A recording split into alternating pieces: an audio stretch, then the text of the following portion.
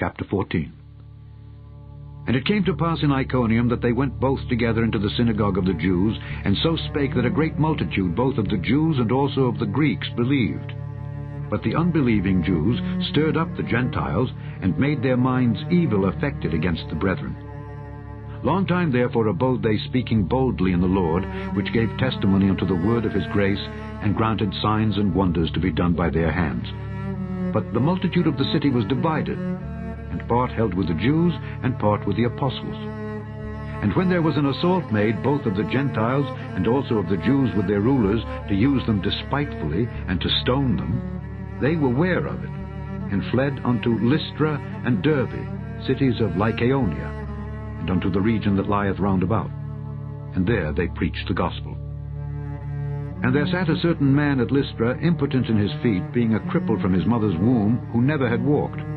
The same heard Paul speak, who steadfastly beholding him, and perceiving that he had faith to be healed, said with a loud voice, Stand upright on thy feet. And he leaped and walked. And when the people saw what Paul had done, they lifted up their voices, saying in the speech of Lycaonia, The gods are come down to us in the likeness of men.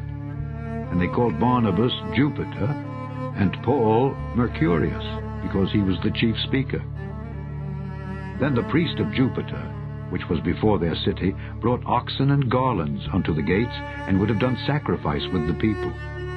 Which, when the apostles Barnabas and Paul heard of, they rent their clothes, and ran in among the people, crying out, and saying, Sirs, why do ye these things? We also are men of like passions with you, and preach unto you that ye should turn from these vanities unto the living God, which made heaven and earth and the sea, and all things that are therein, who in times past suffered all nations to walk in their own ways. Nevertheless, he left not himself without witness, in that he did good, and gave us rain from heaven, and fruitful seasons, filling our hearts with food and gladness. And with these sayings scarce restrained they the people, that they had not done sacrifice unto them. And there came thither certain Jews from Antioch and Iconium, who persuaded the people, and having stoned Paul, drew him out of the city, supposing he had been dead. Howbeit, as the disciples stood round about him, he rose up and came into the city. And the next day he departed with Barnabas to Derbe. And when they had preached the gospel to that city, and had taught many, they returned again to Lystra, and to Iconium and Antioch, confirming the souls of the disciples, and exhorting them to continue in the faith, and that we must through much tribulation enter into the kingdom of God.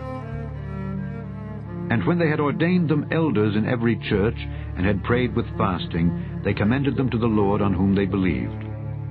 And after they had passed throughout Pisidia, they came to Pamphylia. And when they had preached the word in Perga, they went down into Attalia, and thence sailed to Antioch, from whence they had been recommended to the grace of God for the work which they fulfilled. And when they were come, and had gathered the church together, they rehearsed all that God had done with them, and how he had opened the door of faith unto the Gentiles. And there they abode long time with the disciples.